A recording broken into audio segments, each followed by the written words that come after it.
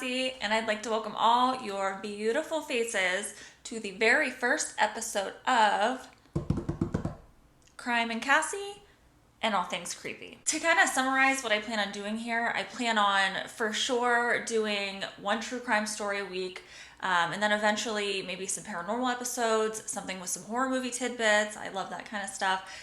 Some dark history. Really nothing's off the table. It kind of all hopefully falls under this umbrella, but it's mostly a true crime show. So I will, sprinkle in the funny sometimes. Obviously I want to remain respectful to victims and their families, but I think there's always something funny in any story. Obviously not the murder itself, but all the bullshit along the way. But this one is pretty heavy, so there will be a little bit less funny. And I promise I'll get better as this goes on. So apologies if it's awkward city right now. It's episode 1, people. So bear with me. So what do you guys think? I hope you're excited. I know I'm excited and I can't wait to get started. Please, please, please, wherever you are watching or listening, if it's in podcast version, like and subscribe, and don't be shy to hit me with that 5-star review. And let's get to it. Today, we're going to be talking about the most terrifying serial killer you've never even heard of. Okay, maybe some of you have heard of him, but to me, this is one of the most diabolical, methodical, terrifying individuals I've ever heard of. I pretty much have not seen any TV specials about him, any documentaries. I actually heard about him on Morbid Podcast, and that kind of seems to be the only info I can get on him is through podcasts, other than like Googling stuff, obviously. He was able to possess self-control, which is so unusual for serial killers, and truly what finally got him caught in the end was good old-fashioned greed. I am talking about Israel Keyes. Now, just to warn you before we go on, this story contains rape, murder, abuse of a corpse, amongst other insane, horrible things. If that's a no from you, I totally understand. I won't take offense. This one is a lot. Now, to start the story off, we're going to a night in June 2011 in the town of Essex, Vermont. 49-year-old Bill Courier and his wife, 55-year-old Lorraine Courier, are at home sleeping for the night. They're described as friendly, peaceful, good people. They're also described as homebodies, and to that I say same. They were 2 peas in a pod. They loved doing everything together. Bill, he was always happy. He worked as an animal care tech at the University of Vermont. Lorraine, she actually worked in the medical field, and she was known as sweet. People describe her as a ball of joy, which I think is so, so cute. But they were very well respected. They were very loved. What they don't know is this will be the last moment of peace for them.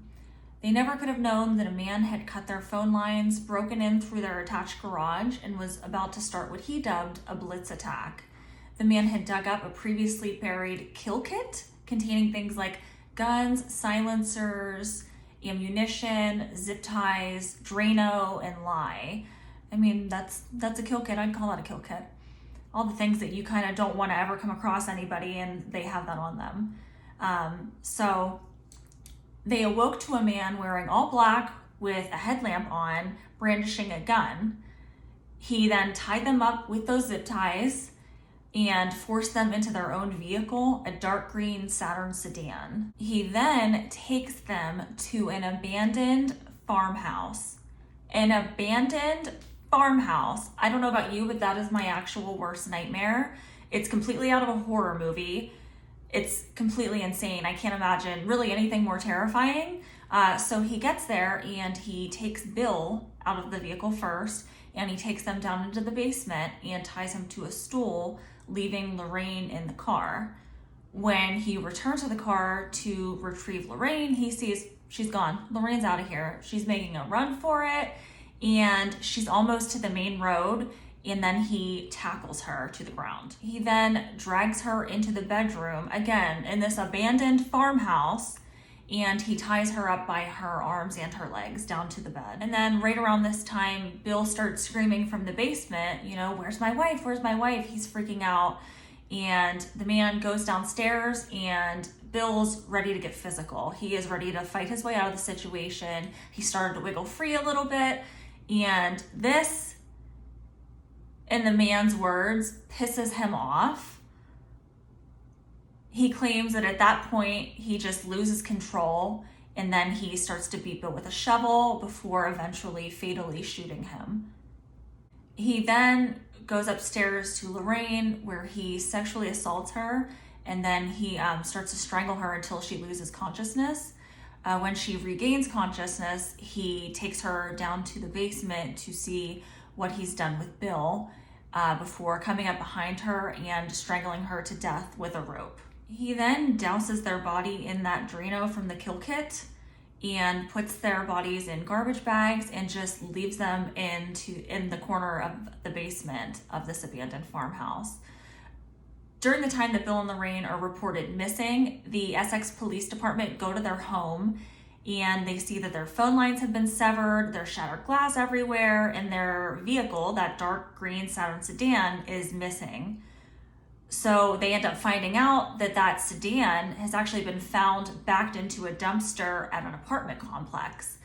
And around this time, they also release a sketch in hopes of finding the suspect, but nothing ever comes of it. That is, until the horrifying events of what happened to Samantha Koenig come to light. So it's just before 8 p.m. on the night of February 1st, 2012. 18-year-old Samantha Koenig is a barista at a coffee stand called Common Grounds. It's located on Tudor Road in Anchorage, Alaska. Fun fact, I too was a barista at 18. I worked at Starbucks. Samantha is one of 6 children. She's described as a sweetheart. She's described, more than anything I've heard, is that she's hilarious. I feel like she's someone you would want to be friends with. She had a lot of friends. People said she was kind, she was loyal, she had a serious boyfriend, that they were very much in love. Now, this coffee stand, it seems safe enough. It's located, again, on Tudor Road in Alaska, in Anchorage, Alaska, and it's typically pretty busy, but there had been heavy snowfall right before this, so it was much quieter than usual, and kind of secluded with mounds of snow, if that makes sense. So the night is actually described as extremely dark and cold. Now, I'm a weirdo. I love cold weather. I love it.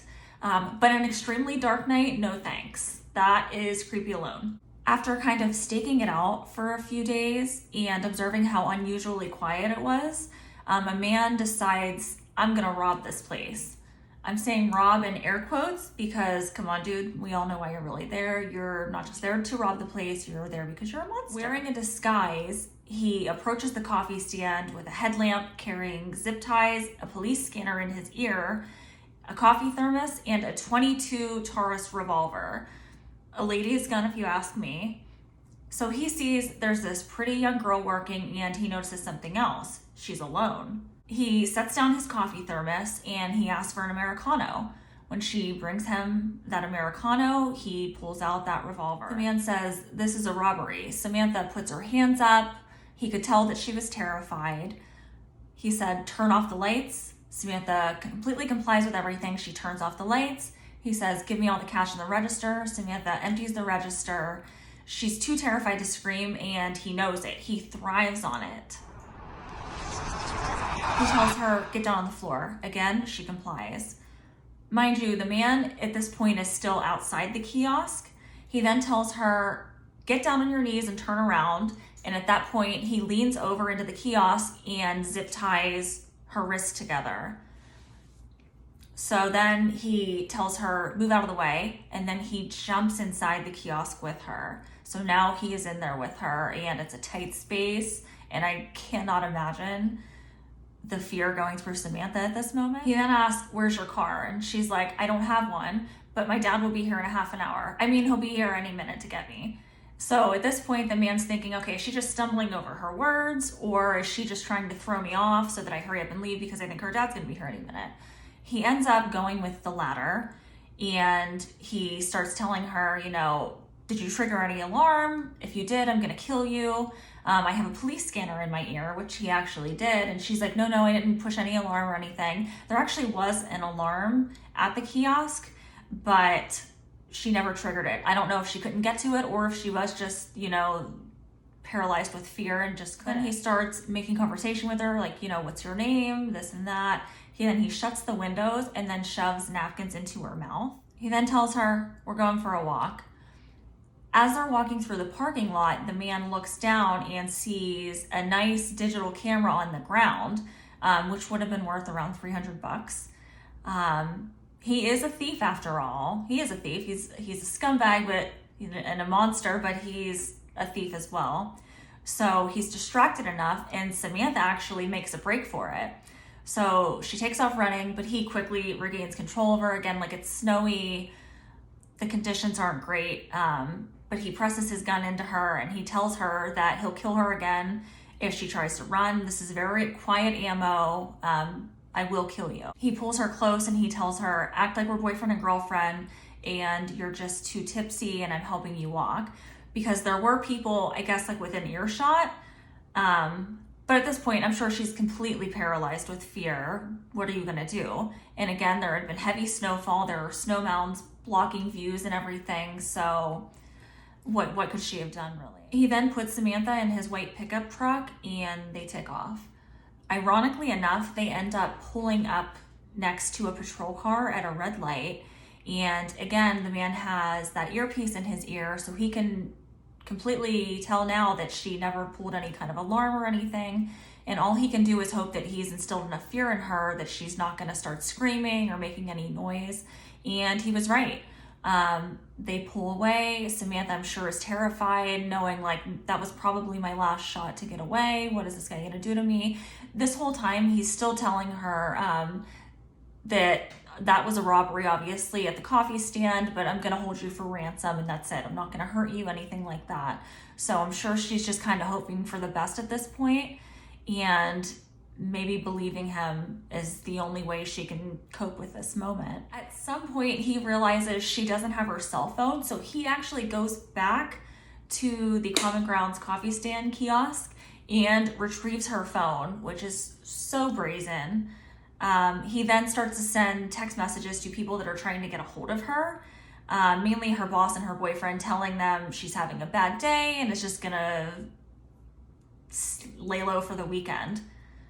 Her boyfriend had actually gotten to the coffee stand a little bit late to pick her up, and he just figured she had gotten a ride home with someone else. And then he starts getting all these text messages and he's kind of believing it, but he's also like, okay, this is kind of weird. So he's a little bit on edge. So he actually waits outside of his house for her, like I think on his porch, kind of just waiting up just to see if she turns up or anything like that. The man is driving Samantha around. He's trying to think of, where am I going to take her? And finally it's right like at 2 a.m. at this point. So he's like, okay, I'm just going to take her home. I know my daughter's asleep and hopefully my girlfriend's asleep. So he's kind of waiting it out in his driveway, and he has a shed in the front of his driveway, and it's a neighborhood that the houses are pretty close together. So he's kind of, sitting there amping himself up, making sure no neighbors are watching, making sure like his girlfriend doesn't pop out or anything like that. And finally, he musters up the courage and he takes Samantha into his shed. He then tells her, I'll make you comfortable. I'm going to have this police scanner in my ear though, so if I hear any reports of anybody screaming from this neighborhood, I will know, I will be back here before the cops, and I will kill you. So then to secure Samantha to the shed, he decides to take a piece of rope. He screws it in on each side of her neck to secure her to the wall of the shed. And he so graciously moves her zip-tied wrists from the back to the front of her and tells her, just chill out. Okay, buddy, I sure will. And then and this is so creepy. Again, this is all, you're gonna hear me talk about how this is straight out of a horror movie, but he turns on heavy metal and then he cranks it up, which is so scary. Any kind of music cranked up in a terrifying situation is gonna amplify that times 1,000. This guy. Anyway. So he drives to her house to retrieve that ATM card, and unbeknownst to him, her boyfriend is outside. and he sees this guy trying to get into their truck, and he starts like screaming at him, "What are you doing? What are you doing?" And then he runs inside to, get help. I'm sure he's thinking this is just some random trying to break into my truck. He never could have known how close he was. But he did get that ATM card, and then he was out of there. By the time Samantha's boyfriend came back out with help, the man was gone. And he probably honestly didn't even notice that her ATM card was gone. The man tested out the PIN number that Samantha gave him, and it worked. She told him the truth. Then he returns to the shed where he sexually assaults Samantha and ultimately strangles her to death. He then goes inside to wake up his daughter. You see, they are going on a pre-planned cruise, and there is nothing to jazz you up for vacation like murdering someone on your property while your family is inside. So what are we gonna do with Samantha's body now? Yeah, we're just gonna leave her there. Mind you, his girlfriend is not going on this cruise with them. She'll be there. So he puts Samantha's body in a cabinet in the shed and just leaves her there. So the next day, Samantha is reported missing. The police have almost no leads other than the surveillance footage of a man abducting her. He was, again, heavily disguised. So February 17th, he gets home and he decides, you know what? I really do want that ransom money. But there's only one problem. You have to have proof of life for a ransom. Mind you, this is Anchorage and it's been 2 weeks. So at this point, Samantha's body is frozen solid. So he takes a bunch of space heaters. I've even heard that he possibly took a hairdryer to dethaw Samantha's body. But obviously there's no way to make her look alive at this point. So what does he do? He just cakes on the makeup, but that's not doing it. One more thing should do the trick. He takes some fishing line and he sews Samantha's eyelids open.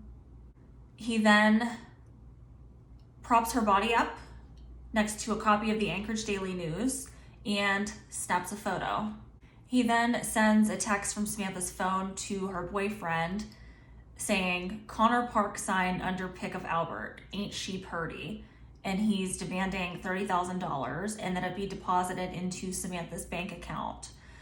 He's referring to Connor's bog park under a memorial flyer of a dog named Albert. So I'm not entirely sure who discovered it. I know that her family did see it. I think maybe they went, a bunch of them, like a bunch of people along with her family, and then informed the police. So they unfortunately did see the photo. Meanwhile, the community comes together to raise the money for Samantha's ransom.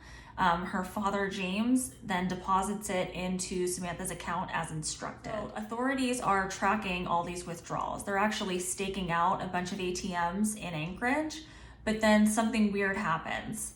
They're seeing activity in Anchorage, they're seeing activity in Arizona, in New Mexico, in Texas. Who is this guy? They know one thing, he's moving east. And now they have a vehicle description. They're able to connect the withdrawals to a white Ford Focus, so they put out a bolo on the vehicle immediately. On the morning of March 13th, 2012, Lieutenant Mickey Hadnot notices that same white Ford Focus parked at a Quality Inn in Lufkin, Texas. He stakes it out for a bit and he sees a man exiting the hotel and getting into the vehicle. He's a tall, slender man with dark, curly hair. Why does he have to have curly hair? He makes us look bad. Anyway, so he starts to tail him and he radios to Corporal Brian Henry, who then comes and pulls the man over for speeding.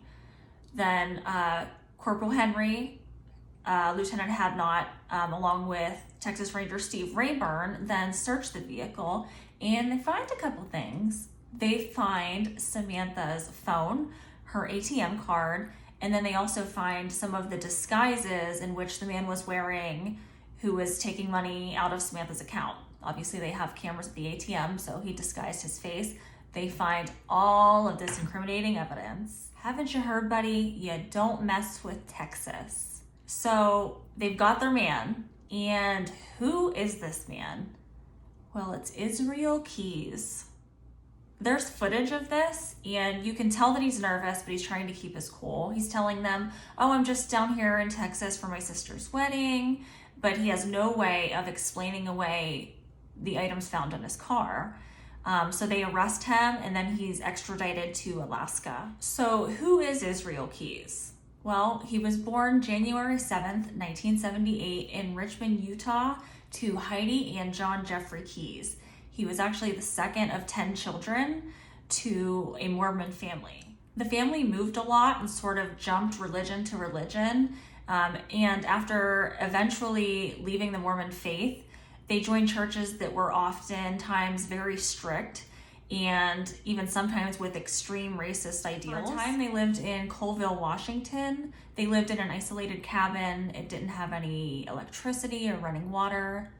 Israel would later describe his childhood as Amish-like, and I think eventually they lived in an actual Amish community. They began attending a church called the Ark, which practiced white supremacist Christian identity ideology, where they became acquaintances of Shane and Chevy Kehoe, who, if you don't know, were members of the Aryan People's Republic. Shane and Chevy would eventually become infamous for a massive shootout in Ohio. They went off the grid for several years, and eventually Shane turned himself in and he received a 24-year prison sentence. Chevy, I don't know which one it is, I really don't care. But he would ultimately be sentenced to life in prison for the torture and murder of a family of 3, including an 8-year-old girl. He also allegedly had ties to Timothy McVeigh and was possibly involved with the Oklahoma City bombings. Now, this is just a rumor, but he was allegedly seen with him right around that time. Let me know if you guys want me to take a deep dive on that, because that is a rabbit hole itself, and it's pretty crazy, so let me know. As a kid, Israel would start fires, he would torture animals, he would break into houses and steal things, he would steal guns. People took notice of this and started to keep their distance. He said, and I quote, "I've known since I was 14 that there were things that I thought were normal and okay, and that no one else seemed to think were normal and okay. So that's when I just started being a loner. People found out about some of the stuff I did, like my parents and parents of other kids who would hang out with me. They would find out about some of the stuff I did, and that's when I just started doing stuff by myself exclusively." He idolized Ted Bundy and would study serial killers, including the book Mindhunter inside the FBI's elite serial crime unit. Israel eventually became an atheist, and by doing so was shunned by most of his family. He began working as a carpenter when he was 17 and would eventually go on to become a contractor. He ended up enlisting in the army, and he says a lot of that reasoning was to rebel against his parents because, they were very anti-government. And he ultimately ended up being honorably discharged. In 2000, Israel started dating a woman named Tammy who lived on the Makah reservation, and they ended up having a daughter in 2001. They ended up breaking up in 2005, and eventually he started dating Kimberly, a nurse practitioner. Now, when Kimberly moved to Anchorage, Israel and his daughter followed. And this is the same Kimberly who was living there when he abducted and killed Samantha. Eventually, he started his own construction business and was seemingly to everyone around him living a very normal life. He was a doting dad, he was, a good boyfriend, fiance, whatever he was. But nobody really suspected of anything other than maybe sometimes he was a little bit odd. Not too long after his arrest, Israel is willing to talk with one stipulation. He wants everything out of the press. He doesn't want his daughter to suffer because of what he had done. Oh, you don't want your daughter to suffer, you poor guy. Got it. He says, "I'll tell you everything you want to know. I'll give it blow by blow if you want. I have lots more stories to tell." I know almost all serial killers take pleasure in this part, but this D-bag was so smug and disgusting, and I think worst of all, he was willing to die with the whole truth. He said, "This is entertainment for me." He then tells investigators that he has kill kits or murder kits stashed all over the US. They ended up finding a few of them, specifically in Alaska and New York. And when they dug them up, they are 5-gallon plastic buckets containing guns, ammo, zip ties, etc. All of that stuff that I mentioned earlier and sometimes more. He would stash them all over the country years in advance. Oftentimes, Israel would fly into one state, rent a car, then take it to another state to, stake out a place and possibly abduct somebody and kill them. He then tells police that he's killed at least 7 people, only naming 3 of them: Samantha Koenig, Bill Courier, Lorraine Courier. He gives a detailed account of the night of Bill and Lorraine's murder and even pulls up a Google map of the farmhouse where you can find their bodies. He laughs as he tells the story and is telling them how Bill tried to tell him, you don't have to do this. It's not too late to let us go. He's laughing about this. He explains that after the murders, he had planned on actually burning the farmhouse down, but by this time, daylight started to creep up and I didn't want to draw any more attention to it, so he just left them there. When police go to check this out, they are devastated to learn that on April 12th, 2012, the house had been demolished and everything had been taken to a dump site. They painstakingly searched the dump site for 11 weeks, but unfortunately, the bodies of Bill and Lorraine Courier are never recovered. Crazy enough, before he abducted the Couriers, he actually found a man that he was going to abduct near his hotel in Essex, but the man ended up getting out of his reach before Israel could get to him, and the man, I don't think, ever even knew that he was being followed.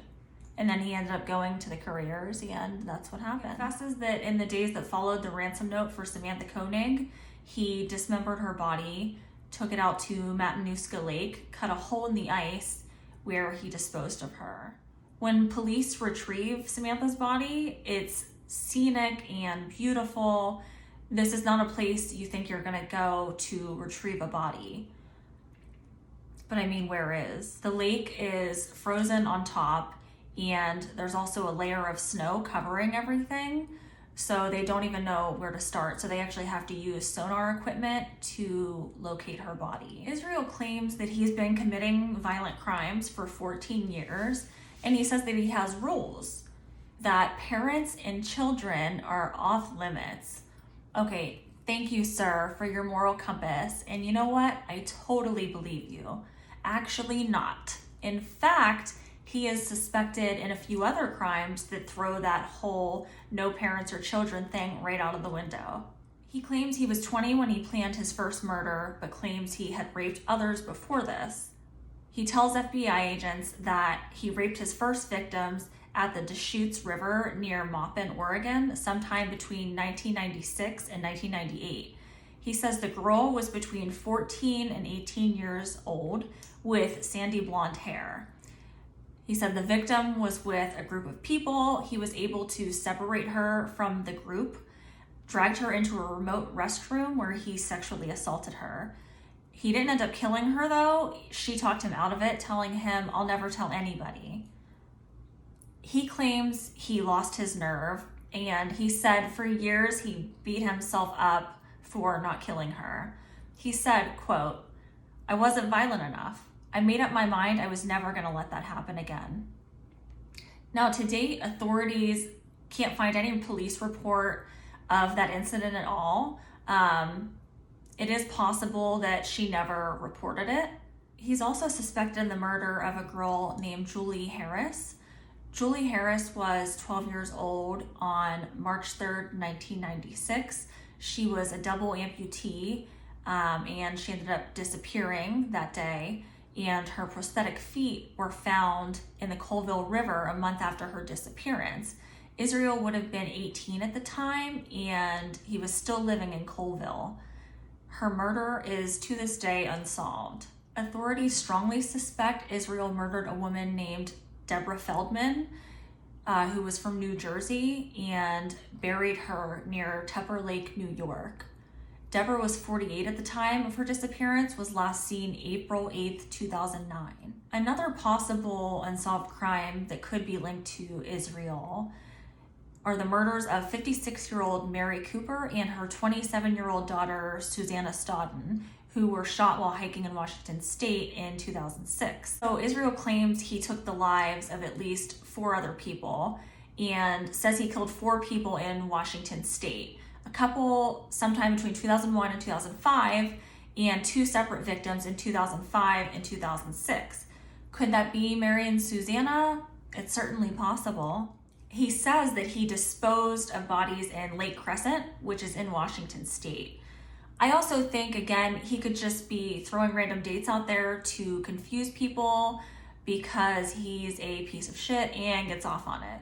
One last thing he might be involved in, and this is a high profile one, so you might have heard of it, the Boca Mall murders or the Boca Killer. In 2007, 3 murders as well as an abduction were all linked to the Town Center Mall in Boca Raton, Florida. March 23rd, 2007, 52-year-old Randy Gorenberg was kidnapped in her own SUV from the mall's parking lot. Her body was found near the Civic Center at Governor Lawton Chiles Memorial Park, just 5 miles away from where she was taken. On December 12th, 2007, the bodies of Nancy Bochicchio, who was 47, and her 7-year-old daughter, Joey Bochicchio, were found in their still running SUV in the parking lot of the Town Center Mall. Also, no one was ever arrested for it, but police believe it was linked to a 2007 carjacking of another mother and her infant son. So it's August 2007, and a woman and her 2-year-old son are abducted, also from the Town Center Mall, and the woman describes the kidnapper using goggles and zip ties on them. Now, police know that goggles and zip ties were also used in the Bochicchio murders. So the woman says she was leaving the mall, she was abducted at gunpoint, taken to an ATM to withdraw money, and then eventually returned back to the mall. There's a sketch from the surviving victim, and I think it looks like somebody we all know. But I don't know. I mean, it could be him, it might not be him, I don't know. Now, you might be asking yourself, how did he afford this cross-country killing spree? Well, Israel was just as much of a thief as he was a rapist and a murderer, and he financed all of this by robbing banks, robbing his victims, as we've seen, and he would tell people around him that he was just out of town visiting family. So investigators are doing their best to keep everything under wraps just so they can keep getting more information from Israel.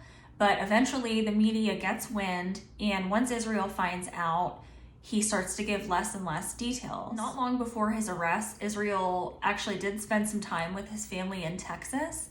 And when one of his sisters tried to get him to reconsider his atheism, a pastor who was present at the time told investigators that Israel said, quote, "You don't know the depths of darkness that I've gone to. You don't know what I've done."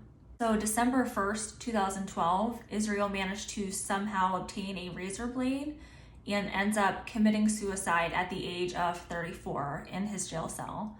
He slit his wrist and strangled himself to death, with his body not being discovered until the morning of December 2nd. Under his bed, they found drawings of 11 skulls with upside-down crosses and 1 pentagram, and they were written in his blood. One of the drawings included the phrase, "We are one." The FBI believes that the number of skulls correlates with the number of the victims that Israel actually murdered. So they actually think it's possibly 11, or he's trying to say that it's 11. Basically 11 skulls, 11 murders. And the pentagram being because Israel is the devil, as he sees himself.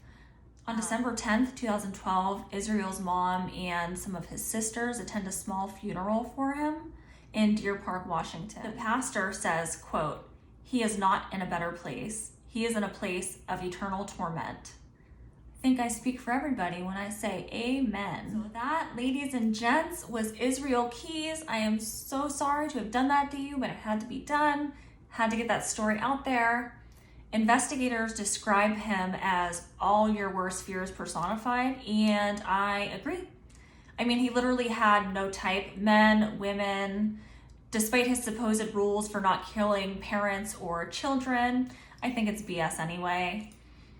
But the fact that he traveled and was so methodical and meticulous and had no type, men, women, it didn't matter. I mean, how many others that we don't know about? I mean, he was everywhere. This has scared me more than any other case I've ever researched, ever looked into, anything I've ever seen. I don't get how this isn't talked about. Netflix, where are you at? Anyone with any possible information is encouraged to call the FBI at 1-800-CALL-FBI. That sounds fake, but seriously, that's the number. I mean, he was everywhere. So you need a one-stop shop. So 1-800-CALL-FBI. You can also go to their website at www.fbi.gov/tips. If you made it this far, thank you so much for tuning in. This was Crime and Cassie. Stay safe out there. Wear your SPF. You can follow me on Instagram at CrimeXCassie. You can also follow me on TikTok at CrimeXCassie. Also, don't forget, wherever you're watching or listening, to like and subscribe. And you guys' reviews go a long way. So, okay. Thank you so much, and I'll see you next time. Bye.